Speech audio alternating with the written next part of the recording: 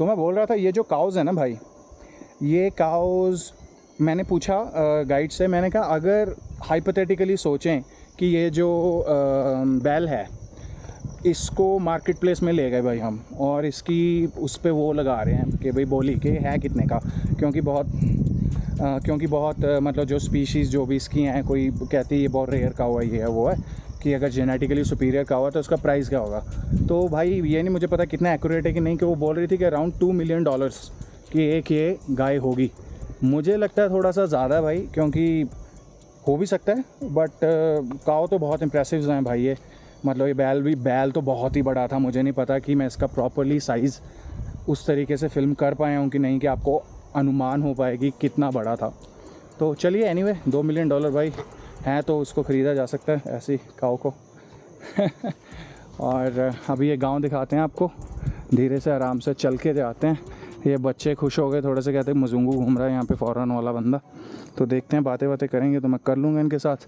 Otherwise ऐसा गांव है भाई ये यहाँ पे, ठीक है, ये ऐसे लगा हुआ है। Hello, how are you guys? Good?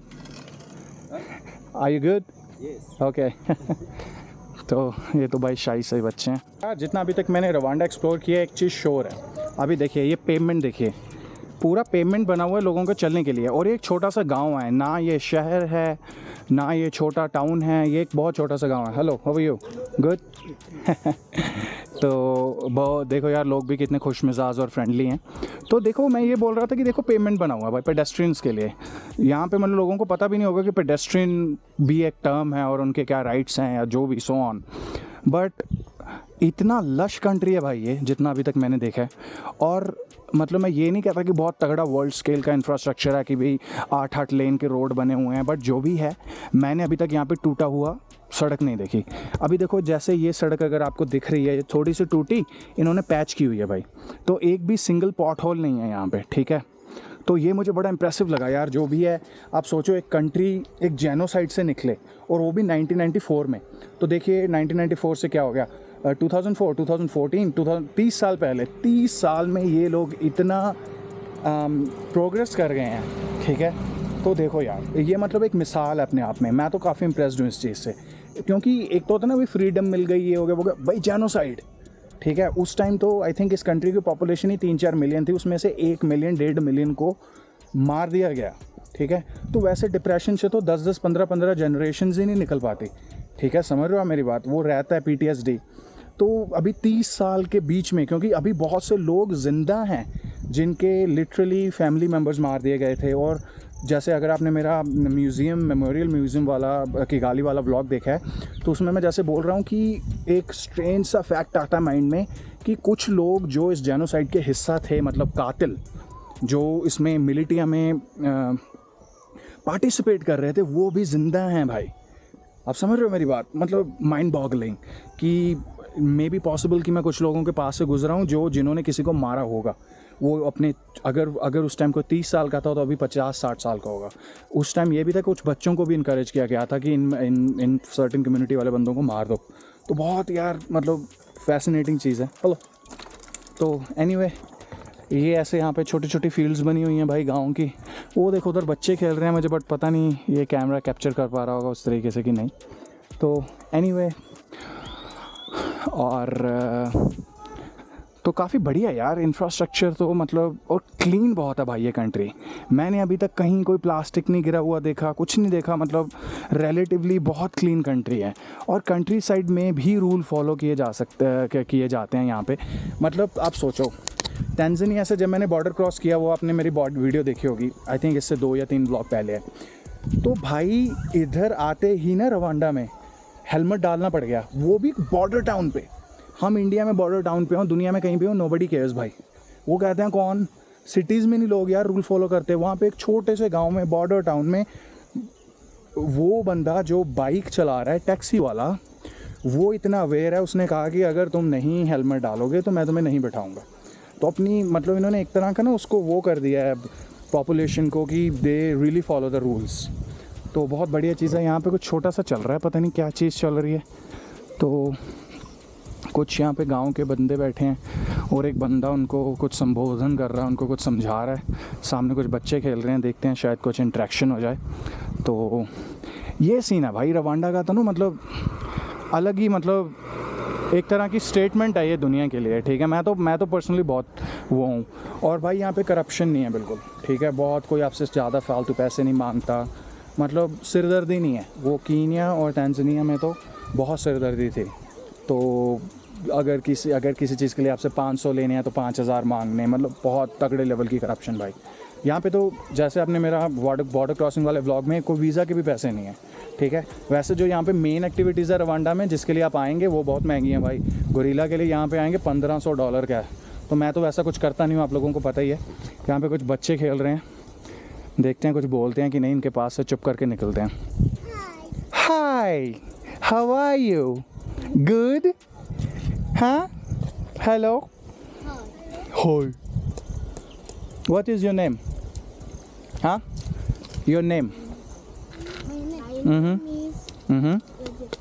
हाँ, My name is Rajat Paskali.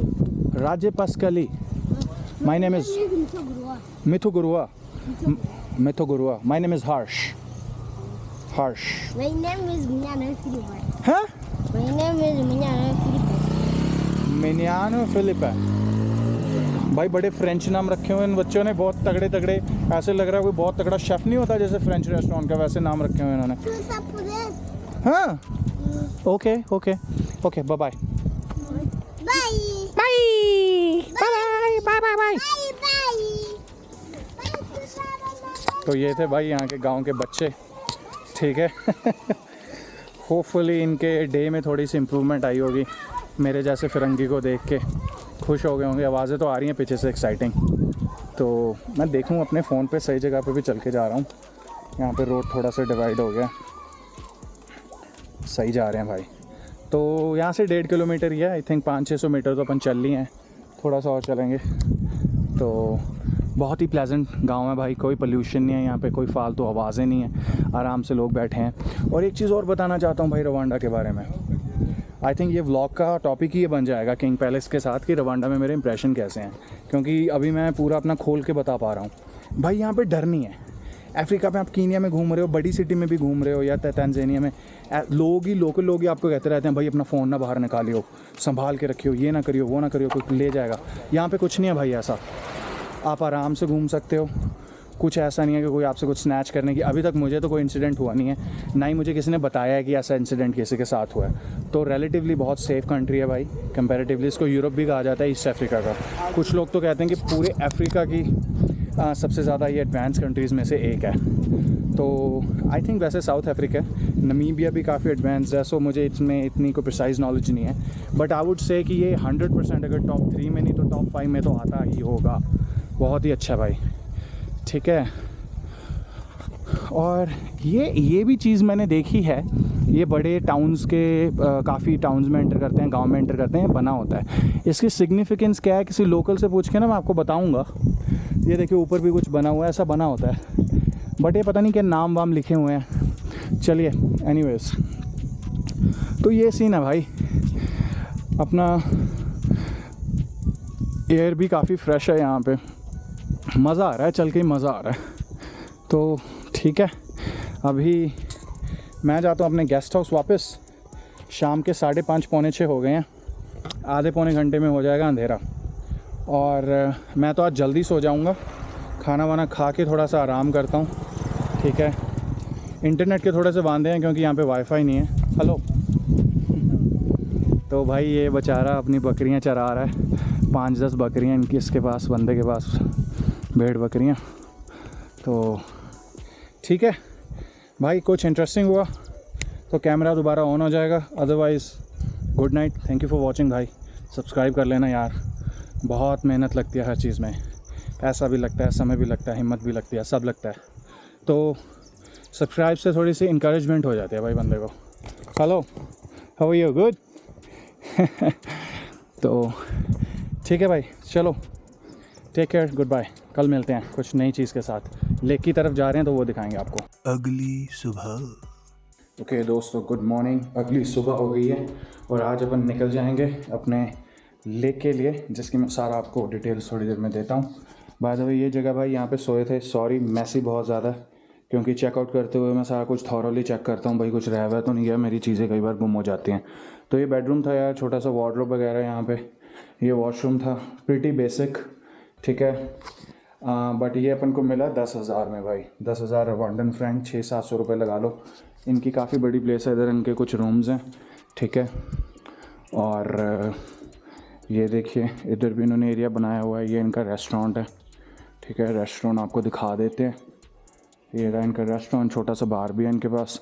अभी मेरा तो सामान सारा आप देख रहे हैं पैक हो चुका है, बस मैं खाना खाऊंगा, वो भी इनके पास कोई ज़्यादा अवेलेबिलिटी नहीं है, जो भी थोड़ा बहुत मिल गया, कॉफ़ी पी के फिर निकलते हैं भाई अपने सफ़र के लिए। और ऐसी जगहों पे तो यार ऐसी ही मतलब अकोमोडेशंस मिलती हैं, ज़्यादा पैसे भी खर्चने का क्या ही फ़ायदा है। और अगर आप प्रॉपर लग्जरी ट्रैवलर हैं तो आप ग्रुप वगैरह में आएंगे, आपका सारा पहले ही हुआ होगा, तो that is a different story. ये तो मोस्टली मेरे जैसे सोलो ट्रैवलर्स, बजट ट्रैवलर्स, या फिर जो अनऑर्थोडॉक्स तरीके से हम ट्रैवल करते हैं उस तरह के लोगों का सीन है। तो एनीवेज़ अभी मैं एक चीज़ आपको बता देता हूँ, शायद मुझे नहीं पता मैंने पहले बताई है कि नहीं।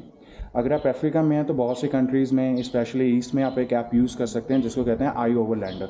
तो आई ओवरलैंडर का क्या सीन होता है, आई ओवरलैंडर से आपको अकोमोडेशंस पता चल जाती हैं जो booking.com कहीं पे भी नहीं हैं, और सस्ती वाली पता चल जाती हैं, और लास्ट टाइम उस पर कहाँ रहा था, और वहाँ से आप मैप के कोऑर्डिनेट भी उठा सकते हैं, मैप के कोऑर्डिनेट्स उठा के सीधा मैप में देख सकते हैं कि वो कहाँ है, फिर आप वहाँ पे पहुँच सकते हैं। और अगर आपको और डिटेल्स चाहिए मैं आपको दे दूँगा। तो जो और लोग होते हैं जैसे मेरे जैसे, अभी जैसे मैं यहाँ पे रहा हूँ, तो मैं इसको मार्क कर दूँगा कि ये जगह है, मुझे इतने की पड़ी, और इतने की पड़ी, और इसकी लोकेशन ये है, और मुझे क्या दिक्कत आई या नहीं आई, ऑल दैट। तो उससे क्या होता है, नेक्स्ट ट्रैवलर को थोड़ा सा आइडिया हो जाता है, ठीक है। चलिए गाइस, फिर खाना वाना खा के आपको आगे का दिखा।